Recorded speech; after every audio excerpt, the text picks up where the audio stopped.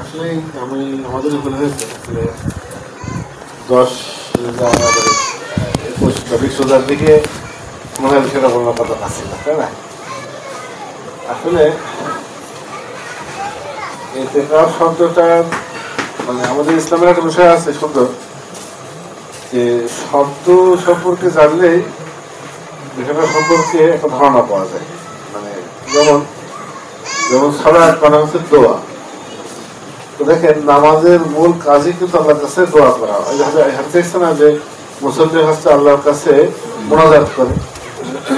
হ্যাঁ, অতএব সে বুঝে দেখুন যে হ্যাঁ সে কি বলছে। তো সব মানে হচ্ছে গুরুত্ব হওয়া, সব মানে হচ্ছে গুরুত্ব হওয়া। দেখেন রোজার মূল কাজ কিন্তু কি? খাদ্য পানীয় থেকে বিরত হওয়া। তো এরকম ভাবে ইতিকাফের যে মূল শব্দটা এটা হচ্ছে উকুফ থেকে। উকুফ মানে হচ্ছে, উকুফ শব্দের মধ্যে আকাফাই আকিফুন কোথাও অবস্থান করা একটা অর্থ আছে। কোন বিষয়ে টিকে থাকা, মগ্ন হওয়া, কোন অবস্থান করা, কোন এখানে অবস্থান করা আর মগ্ন হওয়া অর্থটা হচ্ছে প্রধান। তো মসজিদে অবস্থান করে ইবাদতে মগ্ন হওয়া ইতিকাফের মূল। মানে এই জন্য আমরা বলছি কেন ইতিকাফ শব্দটার বাদদা করে মাস্টার মাসাইল কিন্তু এর উপর নির্ভর করে। ইতিকাফ মানে হচ্ছে মূলত অবস্থান করা। হ্যাঁ, তো শরীয়তের পরিভাষায় মসজিদে অবস্থান করে হচ্ছে মগ্ন হওয়া এবং ইবাদতে মগ্ন হওয়া। এখন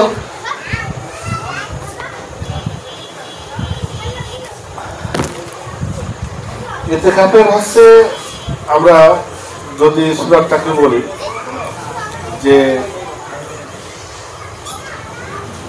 জিকির করা বা ইবাদতে মগ্ন হওয়া, ইবাদতে মগ্ন হওয়া যে কথাটা, এই কথাটা কিন্তু হচ্ছে একটা মানে আপেক্ষিক কথা। অর্থাৎ কতটা মগ্ন হওয়া, তার মানে নিঃসন্দেহে সারাক্ষণ জিকির আজগার করতে থাকে এরকম না। এই জন্য ইতিকাফের রুকুন করা হয়েছে বিষয়টা। রোজা মানেও কিন্তু রোজা মানে বিরত হওয়া, খাদ্য পানীয় থেকে বিরত হওয়াটাও মূল করা হয়েছে। এরপরে গীবত গুনাহ থেকে বিরত হওয়াটাকে পরিপূর্ণ করা হয়েছে। ইতিকাফের মূল হচ্ছে মসজিদে অবস্থান করা, আর মসজিদে অবস্থান করে যত সম্ভব নফল জিকির আজকার বা নামাজ কালাম করা, এটা অর্থাৎ পূর্ণতার হচ্ছে বিষয়। দাতব্য করা হবে মসজিদে সে অবস্থান করছে কি না। এখানে ছাড় দেওয়া হয়েছে কেবল জরুরি অবস্থা, যখন প্রসাব পায়খানা আর ফরজ গোসল, ওযু, ফরজ ওযু, এইরকম বিষয়টা কি করা হয়েছে, ছাড় দেওয়া হয়েছে। এর বাইরে কিন্তু যাবতীয় সময়টা মসজিদে থাকতে হবে। এখন কতক্ষণ থাকতে হবে এ বিষয়ে সঠিক মত হলো কমপক্ষে একদিন এক রাত, বা কমপক্ষে একদিন এক রাত থাকতে হবে। তবে একদিন এক রাত। অনেকে বলে না যে মসজিদে বসার সময় থেকে আবার নিয়তে বসি। তো আসলে এই একদিন এক রাতের থেকে কম সময় থেকে হয় না, একদিন এক কথা। আর এখানে মসজিদ শর্ত, যেহেতু অবস্থান করাটাই ইবাদত এখানে, তো মসজিদ ছাড়া অন্য কোনো জায়গায় কিন্তু অবস্থান করা ইবাদত না। এই জন্য মসজিদ শর্ত। মেয়েরা যে বাড়িতে ইতিকাফ করে পারবে না। আবার বলছি মেয়েরা বাড়িতে ইতিকাফ করবে না। হানাফি মাযহাবে মেয়েদের ক্ষেত্রে বাড়িতে ইতিকাফ করার অনুমতি দেওয়া হয়েছে, সেক্ষেত্রেও ফি মসজিদে বাইতিহা, তার বাড়ির মসজিদে। মানে একটা আগে প্রচলন ছিল, ঘরের মধ্যে একটা বাড়ির মধ্যে একটা ঘর রাখা হচ্ছে নামাজ পড়ার জন্য। এই জায়গাটা এর মধ্যে খালি রান্নাঘর, হিসেবে ঘর কিংবা দেখা যাচ্ছে একটা ঘর খালি করে নিয়ে ইতিকাফ করার কারণ ওখানে ওই ঘরে বসে সে যে ইবাদত করছে, জিকির করছে, কোরআন তিলাওয়াত করছে, এগুলো সে সব পাবে। এগুলো সব সে ওই ঘরে বসে করলেও পাবে, বাইরে বেরিয়ে এসে করলেও পাবে, হাইটে বাড়ালেও পাবে, শুয়ে থাকলেও পাবে। মানে ঘটনা হলো যে ওইটার জন্য ওই ঘরের মধ্যে আটকা থাকতে হবে। এই যে এক্সট্রা যে কথাটা, এই ওই ঘরের কোনো ফজিলত নেই যে আটকা থাকবে। তো আটকা থাকা হুজুরটা কোন জায়গায় আছে? মসজিদে। এই জন্য মসজিদের ভিতরে আটকা থাকাটা একটু বেটাকে অনুভব করে। আর জিনিসটা বুঝতে বুঝতে সহজ আছে জিনিসটা, মানে প্রত্যেকটা কাজের একটা রোকন থাকে, মূল বিষয় থাকে। তো মসজিদের ভিতরে আটকা থাকা, এইবার আটকা থেকে যদি সে সারাদিন গল্পও করে তাও মূলত এতে কাপড়ের যে খরচটা আদায় হয়ে যাবে, কিন্তু এতে কোনো পূর্ণ হবে না। যেমন রোজা রেখে যদি কেউ সারাদিন দেখা যাচ্ছে যে মানে অনেকে আছে এরকম, দেখা যাচ্ছে নানা রকমের গল্প গুজব করে বেড়ায় চায়ের দোকানে মাঠে ঘাটে, রোজাটা হয়ে যাবে কিন্তু রোজাটা যেন কি হবে না, একটু জিকির আজকাল না করলে একটু অনেক সময় বলে না যে একটু দেখা যাচ্ছে যে নামাজ কালামের পরে পল্টল আদায় করে রোজাকে সৌন্দর্যমণ্ডিত করা, কিন্তু মূলত রোজারই নাকি ওই ব্যক্তি এতে কাজটা ওইরকম যে যদি সে মসজিদের ভিতরে যদি সে হচ্ছে অন্যান্য কোন কথাবার্তা গল্প গুজবও করে, তাও তার মূলত কাজ কি মসজিদের মধ্যে থাকা, এটা কিন্তু হয়ে যাচ্ছে। উল্টো বিষয়টা দেখেন আবার, এজন্য এই মূলটা বুঝতে হয়। যদি কেউ মসজিদের বাইরে এসে জিজ্ঞেস করে তাহলে তার এদিকে নষ্ট হবে। কেন? এতে আমাদের উদ্দেশ্য মূলত মসজিদে কি করা, মনে করেন যে জানাবো নামাজ না বেরিয়ে পড়লাম, নামাজ আদায় করলাম, বাজার কাছে যে যেগুলো খরচ না, কারণ কোন স্পষ্ট খরচ সেটা তো ওই রকম মতো করাই লাগবে, তার জন্য বাইরে বেরোয়া ছাড় থাকে। কিন্তু যেটা ফরজে কি হয়, আমি না করলে অন্য করলে হয়ে যাবে, যেমন নামাজ যেরকম দেখা যাচ্ছে যে কোনো রোগীকে দেখতে দেওয়া, ঠিক আছে, কোনো বোন বা কেউ অসুস্থ হয়েছে, আমি দেখা যাচ্ছে কি করলাম ওই তুই বেরিয়ে দেখে আসলাম, একটু এসে দেখে দেখে ভালো লাগে, যদিও এটা করতে বলো দেখতে দেখতে দেখে আসাটা কি। তাহলে মসজিদের ভিতরে বসে গল্প গুজব করলেও যেতে কাপ, কিন্তু মসজিদের বাইরে গিয়ে ইবাদত করলে থাকা ভ্রম জিনিসটা। কারণ এখানে এখানে মূল জিনিসটা হচ্ছে কি, মানে ইবাদতের রুকুনটা এখানে কি, ইবাদতের রুকুন হচ্ছে এখানে মসজিদ। আমি আসি একটা কানা অন্ধ লোক ঘরতে পড়ে যাচ্ছে, এই পড়ে যাওয়া এই কথাটা যদি বলি নাম বন্ধ হবে না, কথাটা ভালো কথা তুমি আসতে হবে। তো এই জন্য আমরা এতে কারণ থাকি কম বেশি, এইবার এতে কারণ কোনো নির্দিষ্ট মদত নেই।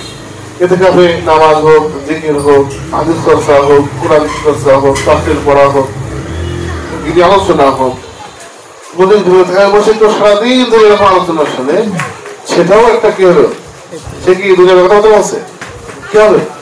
অনেকে সব রকমের ভুল বোঝ আছে, সব রকমের ভুল বোঝ আছে।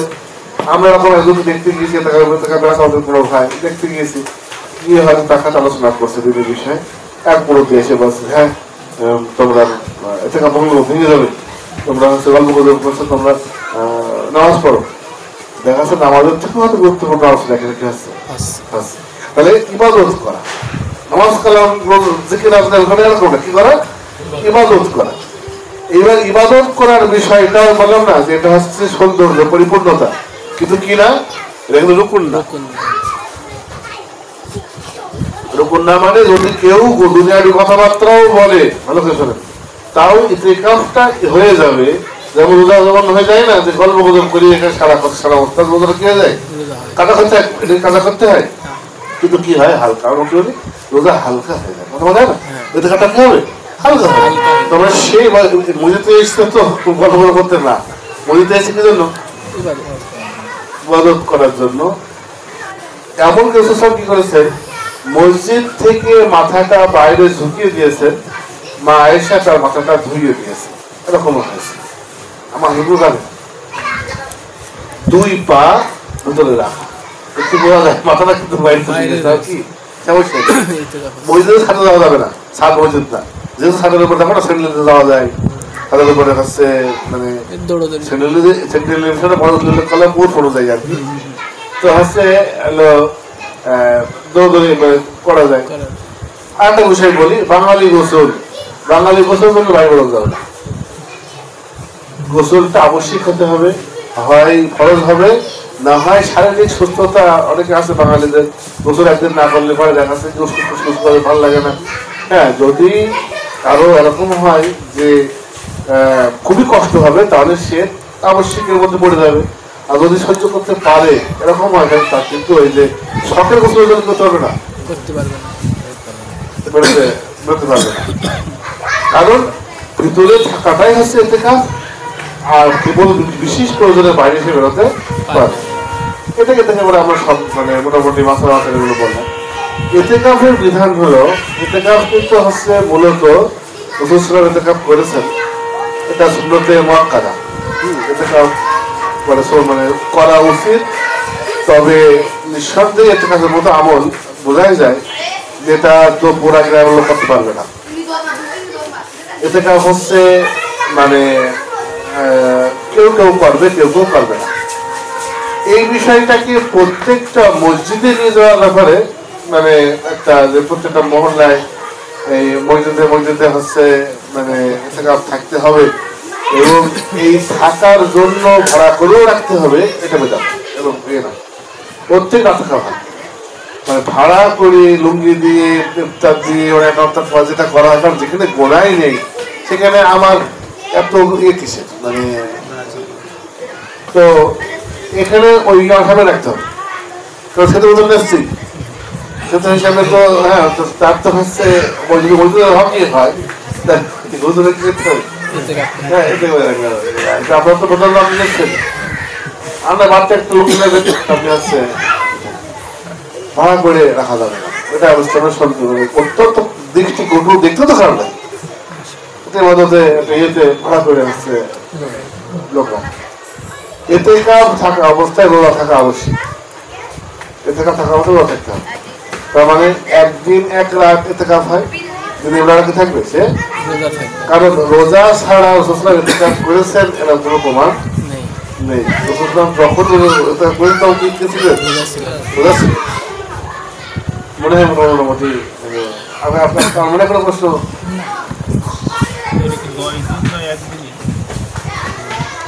পক্ষে একদিন আর যত বেশি কি রাখতে পারে, তার মানে মোটামুটি রমজান মাসের শেষ 10 দিন রোজা রাখাটা হলো সুন্নাত। কি উদ্দেশ্য? অনেকেই বলেছেন যে শবে কদর পাওয়ার উদ্দেশ্য, যেহেতু মসজিদে থাকলে বাড়ি নামাজ পড়াটাই বেশি হবে, জিকির বেশি হবে, শবে কদর রাতটাকে পাওয়ার উদ্দেশ্যে শেষ 10 দিন ইতিকাফ করা, এটা সম্পূর্ণ ইতিকাফ।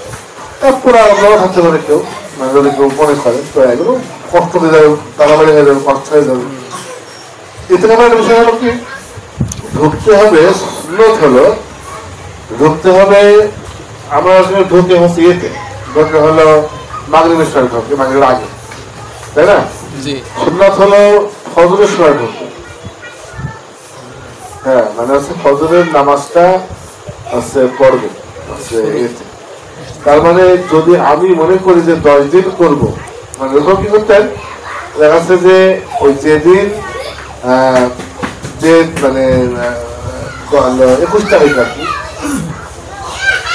21 তারিখের হচ্ছে 21 থেকে 30 কি আছে 10 দিন হচ্ছে। 21 তারিখের যে রাত পার হয়ে গেল, পার হয়ে যাওয়ার পরে যে ইয়েটা আসছে, যে ফজরটা আসছে, তখন ঢুকতেন। আর ঈদের দিন সকালে বের হতেন, ঈদের দিন সকালে ফজরটা পড়ে সকাল থেকে বের হতেন। একবার অনেক সময় ঈদগাহ চলে যেতেন, মানে ওই বের হতেন।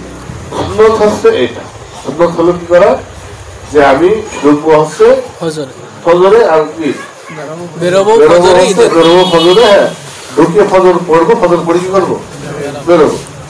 আর আমাদের এখানে সাধারণত হচ্ছে কি করে, যে হচ্ছে হ্যাঁ মানে মাগরিব পড়ে, মাগরিবের আগের ভাগে মাগরিব পড়ে বের হয়।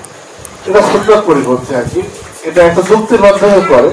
তো যুক্তি বলবো না, আমার যুক্তি আসছে না অন্তত, যে মূল কথা হলো এই যে হচ্ছে এটা সুন্নাত। যদি কেউ খুব উত্তম পেশ করে, তার মধ্যে হবে আগে তো ফজরটা ফজরটা ঠিকঠাক, অনেকে 10 পূর্ণ করার জন্য যুক্তিটা হচ্ছে যে ইসলামী দিন তো শুরু হয় রাতে, মানে মাগরিব থেকে শুরু হয় দিন, তো যুক্তির থেকে ইসলামের উক্তিকে ফলো করা হচ্ছে আমাদের বেশি দরকার। তো যদি কেউ বেশি উক্তি পেশ করে যে আমরা 10 দিন পূর্ণ করতে চাই, তাকে বলছে আগে দিন ফজর ঢোক, যদি ফজরটা ঠিকঠাক না হয় তোমার এর থেকে আপনার হয়তো 11 দিনই হলো, মানে 10-11 দেখা হলো কেন আমরা পেয়ে দিলাম যে তোমার থেকে কি হলো, তাহলে আগে ঢুকলো। তো এক্ষেত্রে আমরা মানে যদি কেউ ঢুকি তাহলে ফজরের সময় ঢুকতে পারে, ঢুকলে মানে সেটাই সুন্দর হচ্ছে। আর ঈদের শীতের দিন ফজরের সময় বেরোনো, তবে এটা ঠিক যে মাগরিবের সময় বের হয়ে পড়লো এতে কাপ তো ওই দিনের হয়ে গেল, কারণ এতে কাপ তো একদিনও হয়, এতে কাপ তোটা কি আসছে হয়ে যাচ্ছে। এইটা বাড়তে তো সব করছে না হলো না, কিন্তু বাড়তে সবটা করতে হলে পরে সুন্নতটা আদায় করতে হবে যে ফজরের নামাজ পড়ে।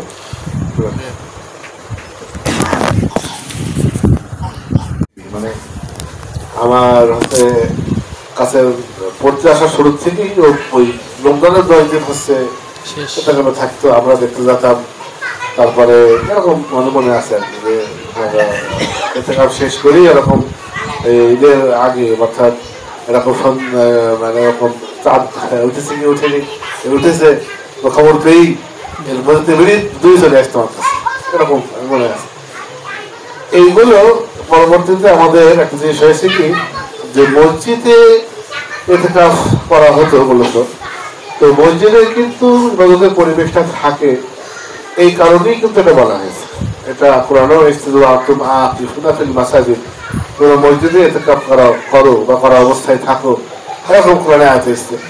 তো মসজিদে কথা কেন বলা হয়েছে, এরকম অন্য অন্য সময় বলা হয়েছে যে মসজিদে গিয়ে দুটো আয়াত শেখো, বলা হয়েছে মসজিদে গিয়ে 2 রাকাত নামাজ পড়ো, কেন বলা হয়েছে?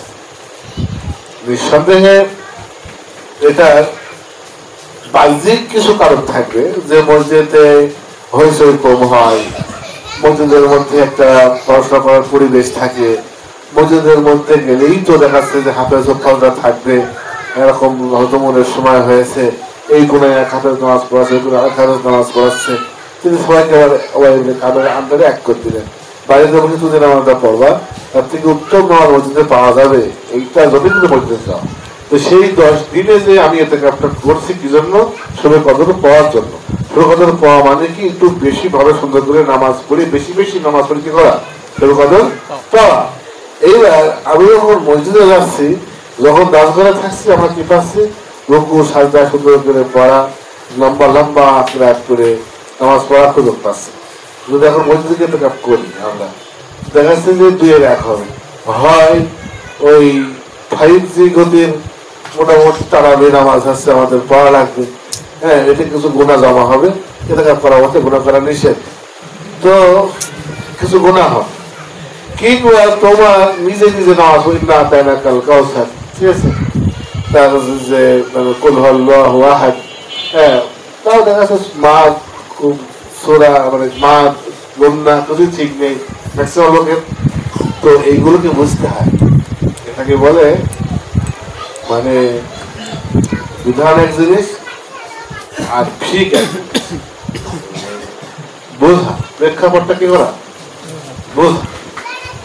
একটা উদাহরণ যেসব প্রাণী কথায় কথা বেড়ে যায়, একটা কথা আছে পীর পন্থীরা বর্ণনা করে, গল্পটা সম্পূর্ণ অনামী গল্প, নিঃসন্দেহ অনামী গল্প, কিন্তু হচ্ছে এটা যে অনামী গল্প এটা সহি, কিন্তু হচ্ছে এতে শিক্ষার বিষয় আছে। এরকম যে নাজিমুদ্দিন আউলিয়া নিজামুদ্দিন আউলিয়া ভারতে, ওনার সম্পর্কে বলা হয় যে উনি একটি ডাকাত ছিলেন, বহু লোক হত্যা করছে, তো উনি একটি পীর ধরেছেন।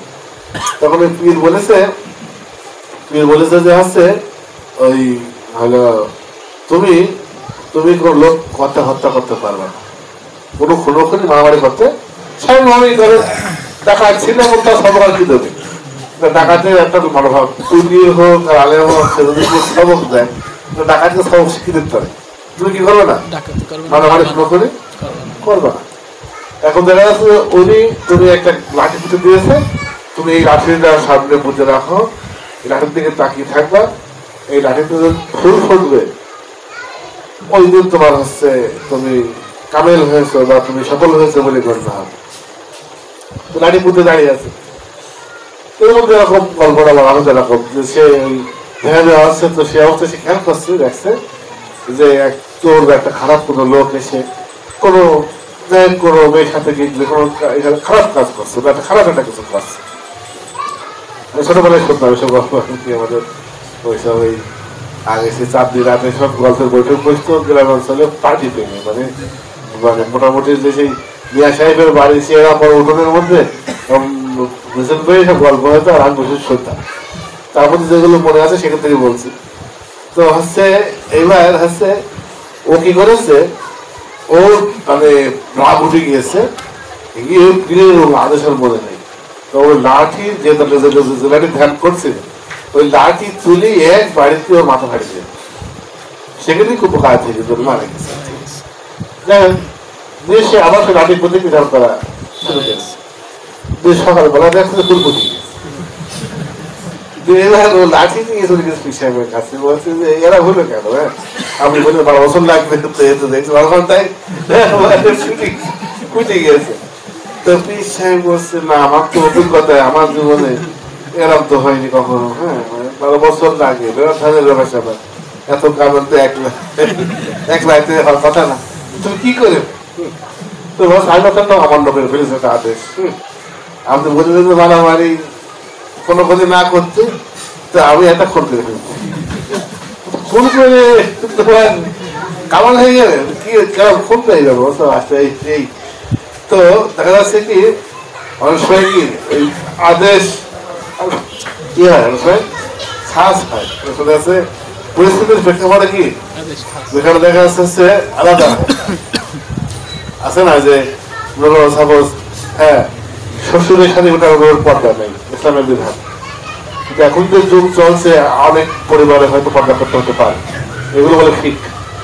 মানুষের তো এখন ওই যে ইন্টারনেট নানা জিনিস দেখে দেখে মানে বিকৃত রুচি আছে না, মানে এগুলোকে বুঝতে হয়, এটা কি প্রেক্ষাপট বোঝাবো।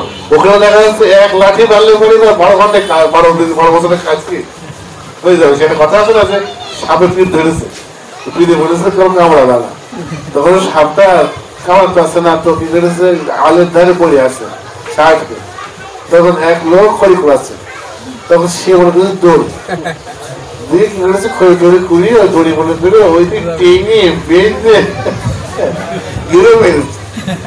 তখন যখন গেরো মেরেছে মেরে এবার যখন বোঝা বড়া হয়ে গেছে তখন খুলে ফেলে দিয়েছে, তাও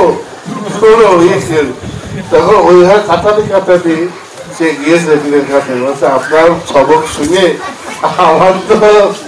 আমার তো জীবন চাই চাই অবস্থা, বলছে কি হয় এই ব্যাপার, আমি কিন্তু করতে মানা করেছি, আমি কামাতে মানা করেছি, কিন্তু তুই যে পয়সা করবি না তা তো মানা করে।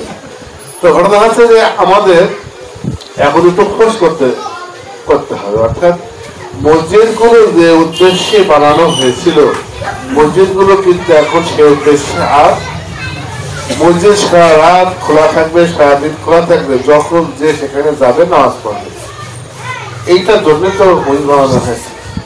একটা মানে দিনদার লোক একটা আছে ভালো মানুষ কোনো জায়গা পাচ্ছে না, সেটা কাছে মসজিদের মধ্যে কিসে থাকবে, এবং মসজিদের 5 বেলা নামাজ হতো 5 বেলা, হ্যাঁ এটাই ছিল স্বভাব। আর বিশেষ কিছু ঘটার পর বাস্তবিনা অসহায় মাথা গোজার একটি ঠাঁই মসজিদ আহলে সুফা একদল সাহাবা যাদের কোনো বাড়িঘর ছিল না, মসজিদের পাশে তাবু টাঙিয়ে সেখানে থাকতেন, সেইটার কাজ আমরা অনেকটা রাজধানীর মধ্যে আলহামদুলিল্লাহ এটা হচ্ছে করতে পারছি। কিন্তু মসজিদ মানুষ সম্পত্তি, তার দোকানদার 5 টাকা দেয়, ও সভাপতি 50 টাকা দেয়, ওদের দখল দিয়ে ওদের কাছে একটা গরিব মানুষ ফ্যান দিয়ে শুয়ে আছে, বাড়ি খোকা এটা খুঁজছিস কেন আসলে এরকম।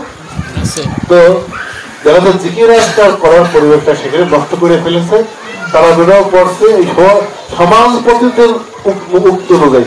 আপনার এখানে অনেকেই কিন্তু বাইরের লোক আছে, আপনাদের হচ্ছে পছন্দ হচ্ছে লম্বা নামাজ, কিন্তু আপনার পছন্দ করে গুরুত্ব বোঝাতে আছে কার পছন্দ, যে লোকটার সময় কম টাকা বেশি সে লোকটার পছন্দ অনুযায়ী কি হচ্ছে নামাজটা হচ্ছে। আপনাদের সবার নামাজ নষ্ট করে, ভালো লোকগুলো নামাজ নষ্ট করে খারাপ লোকটা প্রাধান্য দিয়ে কি করা হচ্ছে নামাজ পড়া হচ্ছে। তারপর দেখা যাচ্ছে যদি কেউ একটু ওরকম আলোচনা করে সেটা দেখা যাচ্ছে রাজনীতি করবেন না, এই করা করবেন না, সেই করবেন নানা রকম শর্ত, চাকরি দেওয়ার ভয়, ফেলে করা, ঘাড়ে ধাক্কা মারা, তাই নিয়ে আবার দেখাচ্ছে কি অন্যরকম অভিযোগ দিয়ে নবীদের ঘরের মধ্যে লোক পুড়ে দিয়ে, মহিলা পুড়ে দিয়ে নানা রকমের কাজ করতে আসছে। মানে মসজিদের সেই পরিবেশটা নেই, যে পরিবেশে যে ধরনের কাজের জন্য করা হয় এই ধরনের কাজ করার মতো পরিবেশটা নেই।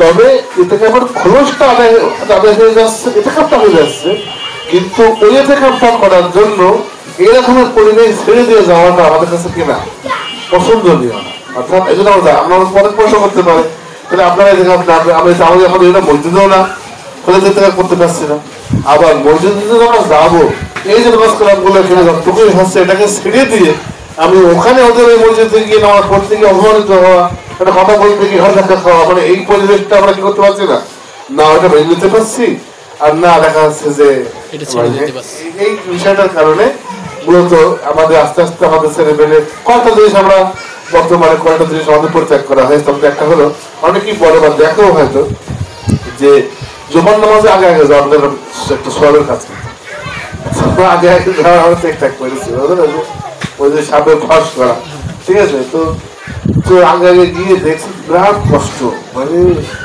প্রচন্ড কষ্ট। কি কষ্ট? বসে থাকা কষ্ট, তাই না? ওদের ওই ফতোয়া শোনা কষ্ট, ওদের আলোচনা মানে হেভি কষ্ট।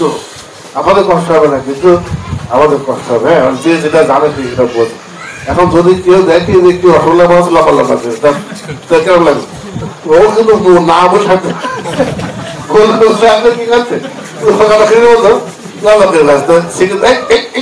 কি করছে কি করছিস কি করছিস কি। তো এখন হাদিস বলছে চাল কোথাও দিচ্ছে ভেজাল, মানে তার মধ্যে বসে থাকাটা বিরাট টাকা, খুব সব টাকা ব্যাপার, মানে হচ্ছে বসে থাকা।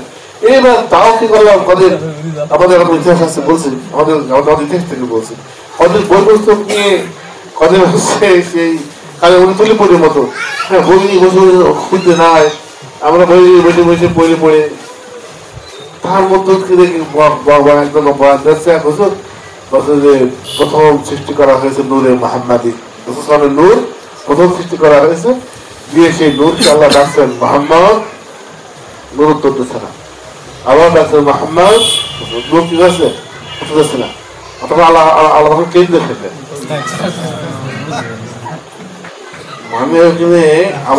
আমি বলবো আপনাদের কজন হয়েছে জানি না, পা থেকে মাথা পর্যন্ত আমি বলছি, এটা আমি সাক্ষ্য দিচ্ছি, একসাথে কেটে উঠেছে আমার, একসাথে মানে কেটে উঠেছে আমার।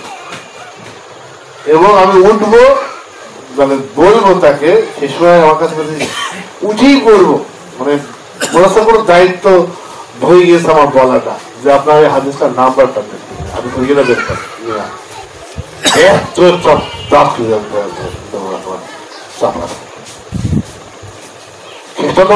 না আল্লাহ কেন্দ্রে ফেলেছে। হ্যাঁ মানে আল্লাহর শানে যেমন আজহারি বলেছে না যে হচ্ছে রসুলাম গিয়ে আলীকে ডাকছে, হ্যাঁ আর আলিম মনে মনে বলছে যে নাউজুবিল্লাহ যে এতক্ষণ কোথায় এখন বাপ হচ্ছে কোথায়, হ্যাঁ চলে মানে বাড়ি চাপতে মানে দ্রুত দিয়ে মারতে মারতে, মানে সামনে তার ধরে ভাঙতে ভাঙতে এপাশ থেকে একবার মারতে হবে, এপাশ থেকে মারতে হবে, বাড়ি চাপতে হয়ে যেতে হবে, মানে আদরে যাবে না। এর থেকেও খারাপ কথা আছে, এই লোকটা মানে মিশরের আজহার বিশ্ববিদ্যালয় এখন হয়ে গেছে কি নাস্তিকদের কারখানা হয়ে গেছে, হ্যাঁ নাস্তিকদের কারখানা হয়ে গেছে, মানে ওখান থেকে সে বেরোয় এরকম ধরনের বেয়াদব বেরোয়। আর আমাদের বাংলাদেশ জনগণ তো হচ্ছে বেয়াদবের পেছনে আরো বলে না হচ্ছে যে ওরা বেয়াদব দেশ কাটা বেয়াদব, তো হচ্ছে হলো মানে বলছিলাম আমি কথা বলি, কথা বলে কথা চলে আসবো। আমার তো একটা আমার না আসলে আমি কথা বলতাম, আমি আগে পরিবারে বলেছি, মজুদের কথা পরিবার করেছি, মজুদের মধ্যে হয়ে হয়েছে, মারামারি মধ্যে একজনের মধ্যে হয়েছে। এখন বড় হয়ে গেছি তো এখন আর সহজে জিনিসগুলো করতে ইচ্ছা হয় না, ইচ্ছা হয় না বলেই যায় না, ইচ্ছা হয় না কার হাতে কেনা মারামারি করে। আমার একটা জিনিস মনে হলো, আমার কষ্ট ভিতরে বুঝ আসলো, আমি গাড়িই পড়ো তখন আমার বুঝতে আসলো যে যখন মেয়া তুমি রাজি কে করে কে কাজে, এখানে আমি কাদের বাঁচাও? ওরাই তো ওকে নিয়ে এসে ধরে রেখে বড়টা শুনছে, ও আরো রাজি, ওর কথা নষ্ট হওয়ার জন্য ও আরো কি রাজি। এখন আমি যে ওদেরকে বলতে যাবো আমি হচ্ছে দোষী, আমি হচ্ছে কি অনেকটা এরকম। হ্যাঁ, মানে দেখা যাচ্ছে যে আচ্ছা যেটা বলছি না, তো আমি হচ্ছে কি আমি হচ্ছে দোষী। যদি একটা এমপির বাড়ির পাশে কাজ হচ্ছে, এমপির মার্কেটে হোক, এমপির বাড়িতে হোক কাজ হচ্ছে, এখন সেখানে আমি ওই লোকগুলোকে মানে টাকা দিচ্ছে, 500 করে টাকা দিচ্ছে, মিস্ত্রিকে দিচ্ছে, লোহালিকে দিচ্ছে, তখন আমি যদি তাকে দেখি যে নাম্বার নেই কোনো টাকা, কোনো নাম্বার নেই, যদি বলি যে ও তাহলে যান, ও নাম্বার নেই, এই লোকগুলো আমার এমপি মাত্রে আসুক, এই লোকগুলো মাত্রে আসবে, যতটাই বললাম ওরা তোমার মাথা মাথায় করে রাখবে। আমাকে কেন্দ্র করে তারা আন্দোলন শুরু করতে থাকে, তাই না? তখন দেখা যাচ্ছে যে আন্দোলনের সিংহ পুরুষ হিসেবে আমাকে চিহ্নিত করবে, আমাকে মাত্রা আন্দোলন করবে, আমি বলে গেলে আমাকে শরীর করতে বলে মাথাকে ঘুরে বেড়াবে না, কারণ ওরা এই বিষয়ে ধোকা খেতে চায় না। যে ধোকা দিচ্ছে তার বিরুদ্ধে যদি কেউ বলে দেয়, দেখিয়ে দেয় চোখে আঙুল দিয়ে, তাহলে তার উপরে রাগ করবে না, বরং তার সঙ্গে থাকবে, তাকে ভালোবাসবে।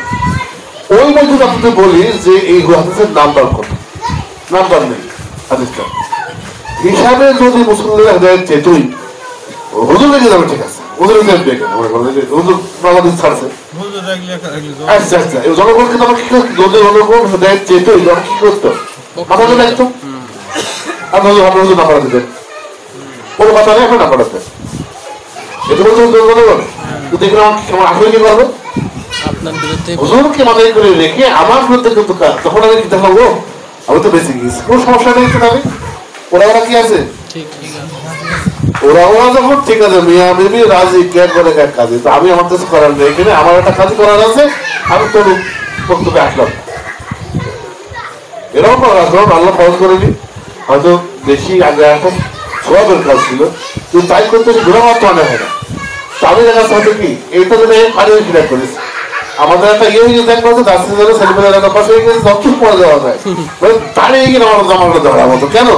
কারণ ওই গিয়ে হলো যে হাদিস থেকে গোড়া করার মতো বলে বুঝেছে, এটা হচ্ছে যে ওই সাপের ফাঁস করা, মানে বলেছেন যে আগে যাও, তাই বলি একেবারে গিয়ে যে আল্লাহ কেঁদে ফেললেন, এরকম ধরে নেওয়া হাদিস শুনে চুপ করে ওই থেকে ইমান নষ্ট করে আসতে হবে, এর মধ্যে আপনার এরকম বলতে গেলে মানে এই অমকের রাজনৈতিক বক্তব্য, তমকের এখানে বক্তব্য, ওই যে হুজুর মায়া খান না, মানে সে মোনাজাত করে করে, মানে এদিকে নামাজটা কিন্তু হচ্ছে কি মানে শেষ করে ফেলবে।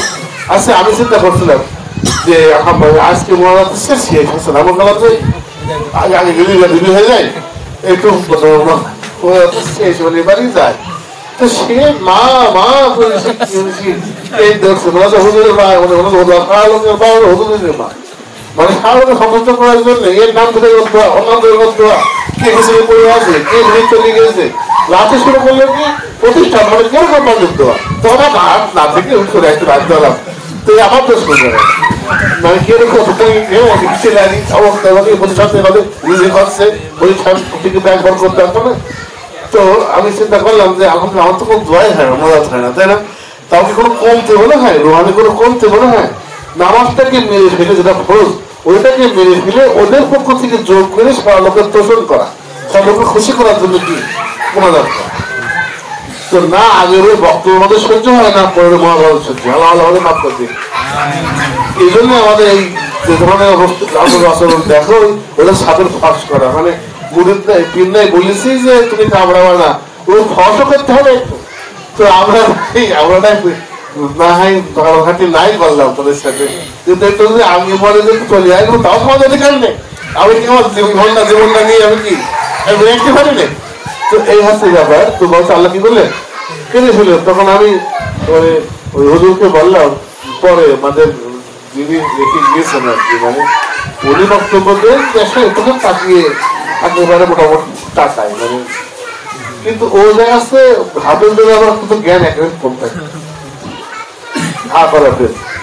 মানে হচ্ছে ম্যাক্সিমাম যাদের মানে হচ্ছে একেবারে মাথা মানে সাধারণ খালি মুক্ত করেছে, কোন আর্মি পড়তে কিছুই পাইনি, আর অন্যান্য বই পড়তে পারেনি, পড়তে পারেনি। তো পরে বললাম হুজুর আপনি বেশ থাকেন, কেন যা ছুঁয়ে গেলে যা বক্তব্য দিচ্ছিল আমি তো উঠিয়ে পড়লাম, বলছে কোথাও হতাশা খায় হাতাহাত করবার নিয়ে। পরে দেখে আসছে পরের দিন 2-3 দিন একটা ট্রেনিং এ যাচ্ছিল আর কি, শুক্রবারের দিন। এই কারণে 2-3 সপ্তাহ হচ্ছে 1 হাফেজে ফিট করে দাও দেখছি। পরের সপ্তাহে মানে শুক্রবার দিন সকালে ফজরনাথ পড়ছে, তখন দেখছি মহাজন সাহেব ওই কমিটির এক লোককে বলছে হাফিজ সাহেবের আপনি উজোরপানা করছেন, হাফিজ সাহেব কিন্তু উল্টোটা বলছে নাকি। তো যাই ওই একটুকু পারলাম যে বললাম, তো আপনারা কি হলো। তো এই জাল তাল বর্ণনা করে আর কি। যাই হোক এই জন্য এটাকার মতো বিষয়টা, আমি যে ওই মন্দিরে থাকবো দেখা যায় একটা আমলিকে বুড়ো বসে গেছে একেবারে তেলদার কাঠালি বর্ণনা করতে, দেখা যায় এই সমস্ত করতে করতে আছে জোর কি হয়ে গেল, 10টা দিনকে পার হয়ে গেল। ওর থেকে আলহামদুলিল্লাহ মানে হাতে নামাজ কালাম হয়তো দেখে রাজকার আমরা এখানে ভালো করতে পারি। এটা অনেক সময় নেই, এটাকে আমরা এতেকাপ বলছি না, কারণ এতেকাপ বোঝা ছাড়া কি হয় না, এটা হয় না। কিন্তু এই পরিবেশটা সে দিলে পারো অনেক এইগুলো থেকে বলছি তো আমাদের করতে হবে। এই জন্য আমি করে দেবো আপনার পরিবেশটাই অনেকে যেতে চাই না। এরপরেও আমি যদি কেউ এতেকাপ পরে উৎসাহিত করছি, পরিবেশ পেলে সুন্দর জায়গা পেলে একটু বই পুস্তক নিয়ে গিয়ে বসে এতেকাপ করতে পারে, মানে 1 দিন হলেও করতে পারে, 3 দিন হলেও কি করতে পারে, 10 দিন করলে সেটা পূর্ণ এতেকাপ হবে। এই বক্তব্যটা আগে দিলেই ভালো হতো, অর্থাৎ 20 বা 25 দিতে পারে ভালো হতো। তারপর প্রশ্ন করতে পারে জিনিসটা বলো, আশা করি মোটামুটি জিনিসটা আছে। এই যে ঘাটতিটা, এই যে কমতিটা, এটা অনেক সময় আমাদের অঞ্চলের মধ্যে একটু করা যায় যে তাহলে আমরা সারা জীবন কি করলাম। তো এখানে আমি একটা আমলের কথা আজকে বলবো, একটা আমলের কথা বলবো যে আমলটা আমার ঘাটতিকে হচ্ছে করতে পারে, আমার ঘাটতির হচ্ছে বদল হতে পারে। এই আমলটা হচ্ছে মানে আমার যে আমলের যে ঘাটতি, আমার যে প্রচেষ্টার ঘাটতি। কারণ অনেক সময় এরকম হয় না যে হয়তো আমি আমার অর্ধেক বয়স আমি কাটিয়ে ফেলছি জাহিলিয়াতের মধ্যে, দুনিয়ার মধ্যে। অনেক সময় এরকম হয় যে দিন কি এটা বুঝতে আমার সময় লেগে গিয়েছে 40 বছর। অনেক সময় কাছে বোঝার পরেও কিছু গাফলতের কারণে আমার সময়গুলো নষ্ট হয়ে গেছে, এরকম হয়। এই যে ফিরে আসা যে জীবন, এই জীবনের হচ্ছে যে ঘাটতির যে পূর্ণতা, ইবাদতের যে ঘাটতির পূর্ণতাটা, এই পূর্ণতাটা হচ্ছে আমরা আছে মানে পূর্ণ করার একটা উপায় আমি আজকে বলব। এই উপায়টা হচ্ছে ওসিয়ত করা। নিজের ইবাদতের ঘাটতি পূরণ করার সহজ উপায় হলো অন্যকে, বিশেষ করে কাছের লোককে ওসিয়ত করা।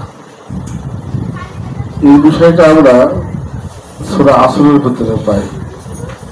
আল্লাহ বলছেন বিসমিল্লাহির রহমানির রহিম ওয়াল আসরি ইন্নাল ইনসানা লাফি খুসর ইল্লাল্লাযীনা আমানু ওয়া আমিলুস সালিহাত ওয়া তাওয়াসাউ বিল হক ওয়া তাওয়াসাউ বিস সাবর।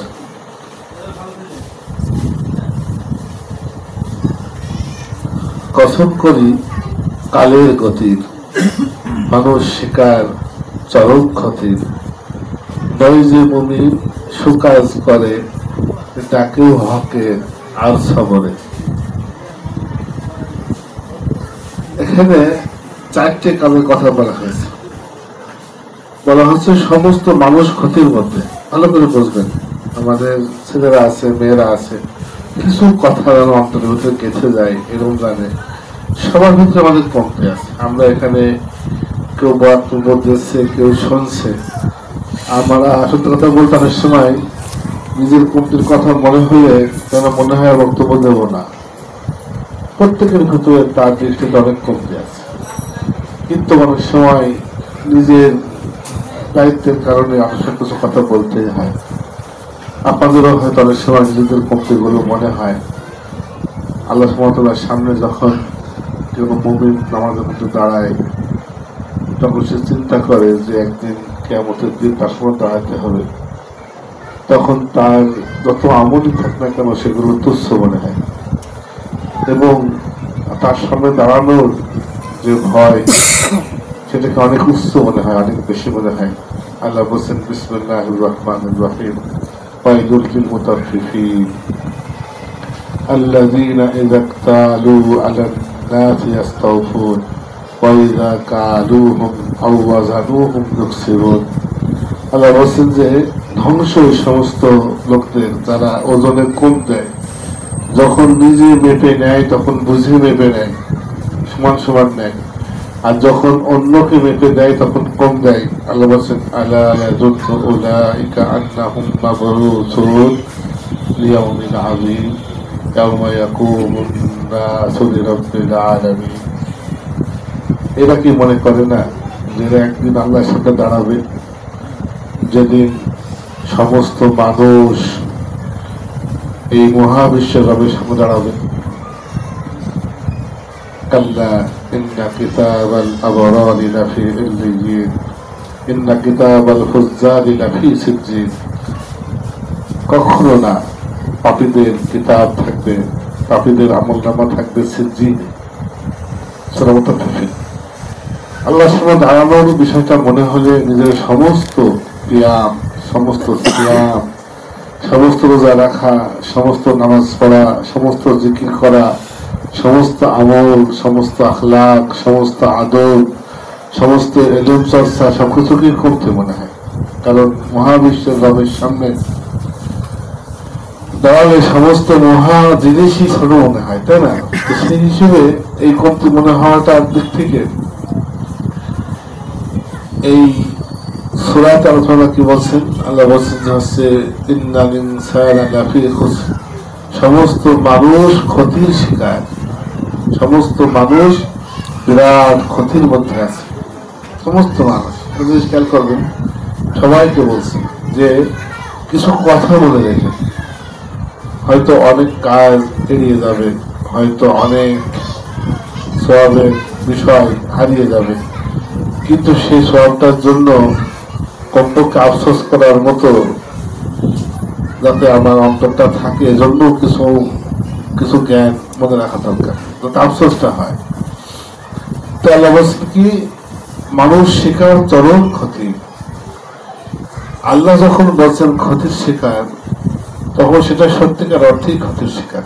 এখান থেকে আমাদের বুঝতে হবে engineer, doctor, MA pass, BA pass, ইংরেজিতে অনার্স, হ্যাঁ, নানা রকমের সমস্ত সার্টিফিকেট আছে, যা কিছু অর্জন আছে, দুনিয়াবি সুনাম প্রসিদ্ধি, এই সমস্ত কিছু থাকা সত্ত্বেও যদি ঈমান আমল এই চারটি বিষয় না থাকে, তাহলে আল্লাহর কথা অনুযায়ী তাকে সারা বিশ্ব সার্টিফিকেট দিয়েছে যে সে সফল, সে সাকসেস, আর তাকে আল্লাহ সার্টিফিকেট দিয়েছেন কি লাফি খুসর, সে ক্ষতির শিকার।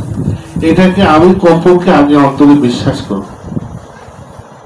আমার আমলের ঘাটতি থাকবে, বললাম না যে নিজের আমলের ঘাটতি এমন পরিমাণ মনে হয় যেন মনে হয় বক্তব্য দেবো না, কথা বলবো না, আমি কি করতে পারছি যে কথা বলবো? তো সেই ঘাটের জায়গাটা আমাদের কি হয়, বুঝতে হলে একটা জ্ঞান লাগে, তাই না? যে বুঝতে হলে একটা জ্ঞান লাগে, কমপক্ষে স্বীকার করা যায় আমি কিসের মধ্যে আছি, আমি ক্ষতির মধ্যে আছি।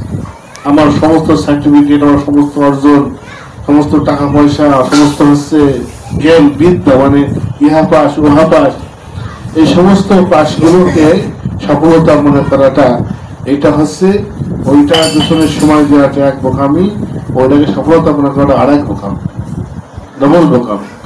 আর বিপরীতে এটাও একটা জ্ঞান, যে একটা সম্পর্ক কমপক্ষে একটা মনে রাখা যে ওয়াল আসরি ইন্নাল ইনসানা লাফি খুসর, কসম করি কালির গতি। আরবিতে আসর মানে হচ্ছে সময়, আসর মানে হচ্ছে সময়, সময়ের কসম। ইন্নাল ইনসানা, নিঃসন্দেহে মানুষ, লাফি খুসর, একটা বড় মহা ক্ষতির মধ্যে আছে। এই সময়ের কসম কেন? মানে এই কথাটা সব সময়ের জন্য সত্যি, অথবা সময় প্রমাণ করে দেবে যে সে ক্ষতির মধ্যে আছে।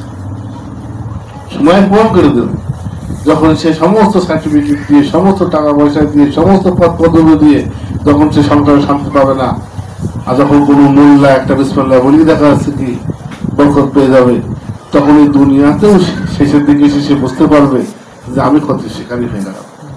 আর যদি মৃত্যুর কথা বলো তাহলে তো সে বুঝতে পারলো। যদি কালের কথা বলো তো আল্লাহ আফসরি সময়ের কসম, ইন্নাল ইনসানা লাফি খুসরি, কসম করি কালের গতির, মানুষ শিকার চরম ক্ষতির। এইবার আসো কারার নয়, আল্লাহ সুবহানাহু ওয়া তাআলা শুধু সমস্যার কথা বলেন না।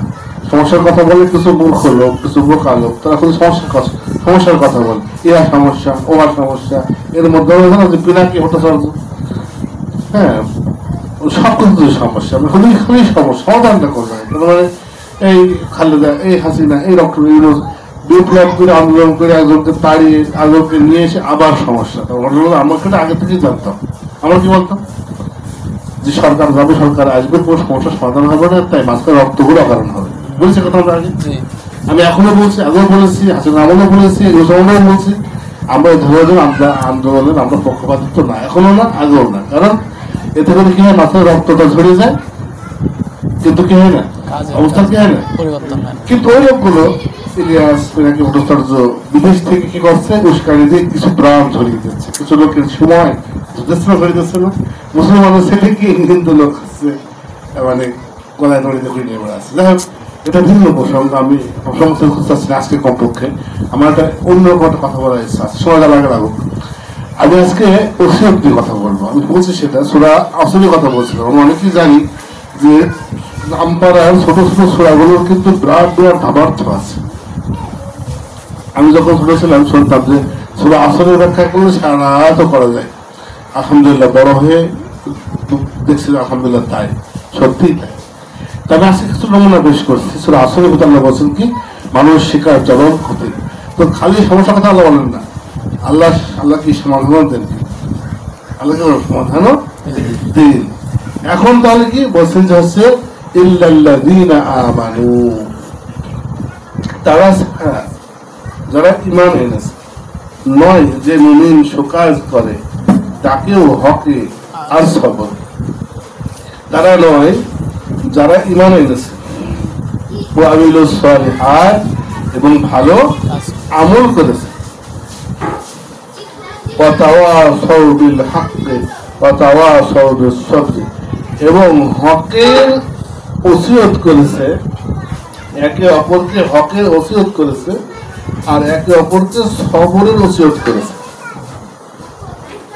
এই এখানে একটা বিষয় আমরা পাচ্ছি, আমাদের চিন্তা হওয়া দরকার। একটুকু সময়ের মধ্যে রাসূলুল্লাহ কিন্তু 4টি বিষয় উল্লেখ করেছেন, অথচ আমরা যাবৎকালে কিন্তু সবাই শুধু জানি কি ঈমান আমল করা, ঠিক না? আমরা যখন বলতাম কি বলি, ঈমান আমল করা, মুমিন আমলদার। ঈমান আমল যে করবে সে মুক্তি পাবে, ঈমান আমল যে করবে না সে মুক্তি পাবে, তাই না? সেটা তো আমিও জানি। কিন্তু সূরা আসরের ভিতরে ক্ষতির শিকার তারা নয় এদের কথা বলতে গিয়ে 4টি গুণ উল্লেখ করা হয়েছে। তাহলে বোঝা গেল এই 4টি যদি না থাকে তাহলে কিন্তু ক্ষতিগ্রস্তই হয়ে গেল। মানে ঈমান আমল করার পরেও আরো কিছু বাড়তি বলা হচ্ছে, যেটা না করলে সে ক্ষতিগ্রস্ত থেকে যাবে।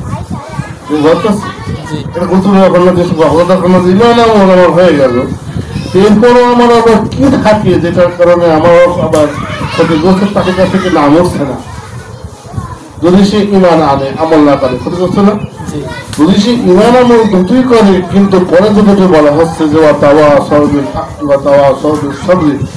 একে অপরকে হকের ওসিয়ত করে, একে অপরকে সবরের ওসিয়ত করে, যদি সে ওসিয়তটা না করে তাহলে পরে তার মধ্যে কমতে থেকে যাবে, থেকে যাবে না? তাহলে আমাদের ঈমান আমলটা আমরা বুঝি বা কমপক্ষে ঈমান আমলটা আলোচনা হয় আমাদের, কিন্তু ওসিয়তের বিষয়ে সচেতন হয় না, হয় আমরা এই ওসিয়তটা যেটা হওয়া দরকার।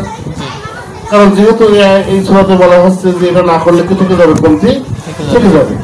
তো এই সূরার পরের যে দুটো জিনিস বলা হয়েছে তার মধ্যে কিন্তু একটা শব্দ আছে, ওসিয়ত কর, একে অপর কি করে ওসিয়ত করে, ওয়াতাওয়াসাউ বিল হাক্কি ওয়াতাওয়াসাউ বিস সবর, যে হকের ওসিয়ত করে, সবরের ওসিয়ত করে। দুটোকে আমরা মিলিয়ে একটা কথাই বলতে পারি যে একে অপরকে তোরা কি করে হক আর সবরে ওসিয়ত করতে। এখানে কি পাচ্ছে শব্দ পাচ্ছে কি ওসিয়ত। এখন এই ওসিয়তটা কি এবং এটা কিভাবে আমার ঘাটতিকে পূর্ণ করতে পারে মেয়েরা এবং ছেলেরা উভয় শরীর, ওসিয়তটা কি এবং তা কিভাবে আমার ঘাটতিকে, আমার ঈমান আমলের আমার ঘাটতিকে কমলে কিভাবে সেটা পূরণ করতে পারে এবং ওসিয়তটা কি জিনিস। ওসিয়ত শব্দটা আমরা আরেকই জানি যে মানুষ কি করে, মানুষ মরার সময় ওসিয়ত করে, বলার কথা আছে না, আমরা বুঝতে মানে মরার সময় কি করে ওসিয়ত করে গিয়েছে, কিছু সম্পত্তি ওসিয়ত করে গিয়েছে। তো আরবিতে আওসা ইউসি, হ্যাঁ ইউসা, এটা হচ্ছে অর্থ হচ্ছে এরকম যে কোনো কিছু মরার সময় বা বিশেষ সময় বিশেষ কোন ব্যক্তিকে বিশেষভাবে বলে দেওয়া। মনে থাকবে ওসিয়ত হচ্ছে কোন আদেশ, কোন বিষয় বিশেষ সময়ে বিশেষভাবে বিশেষ কোন ব্যক্তিকে বলে দেওয়া।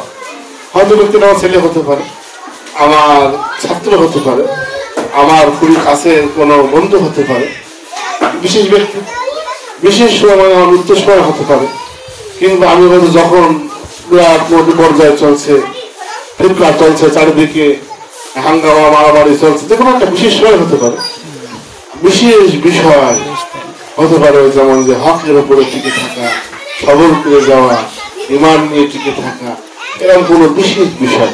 তাহলে ওসিয়ত হলো বিশেষ সময়ে বিশেষ কোন ব্যক্তিকে বিশেষ কোন আদেশ করাটা কি বলে, এটাকে ওসিয়ত বলে।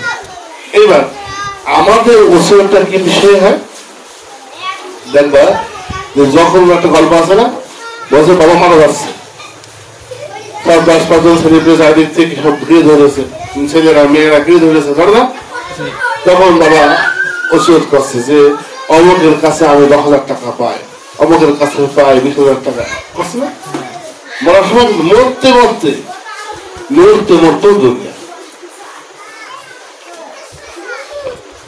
দুনিয়াদার লোকের একটা অবাক ব্যাপার হচ্ছে যে মরার সময় কি করে, আবু তালেব কথা চিন্তা করো, আবু তালেব কত ভালো আমল করেছে মরার সময়। একদিন মুসলিম হয়নি যে মানুষকে নেতৃত্ব হারাবো কিংবা মানুষে আমাকে হচ্ছে মারধর করবে, কোনো ক্ষতির ভয়।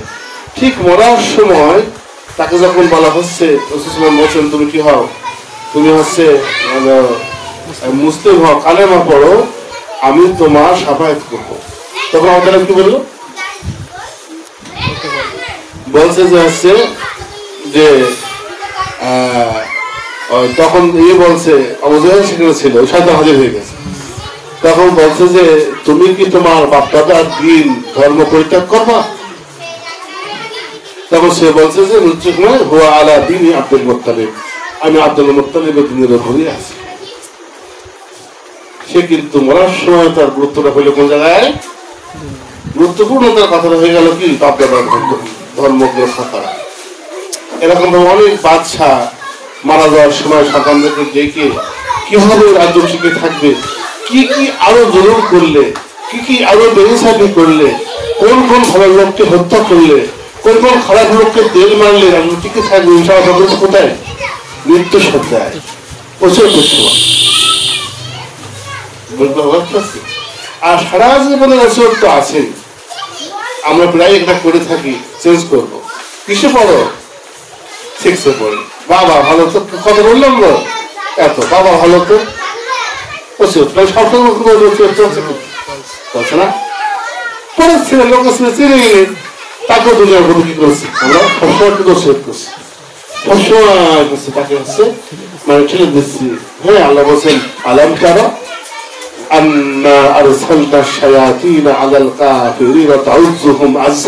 তুমি কি দেখো না আমি বেদিনদের পেছনে, বিনোদনদের পেছনে শয়তান লেলিয়ে দিই, ওরা ওদেরকে সবসময় উত্তেজিত করে, উৎসাহিত করে, অচেত করে, ইহা করো ওয়া করো, এগুলো বিনিয়োগ করো, বিদেশে যাও, ওই টাকা কামাই করো, নানা রকমের কাজে কি করে।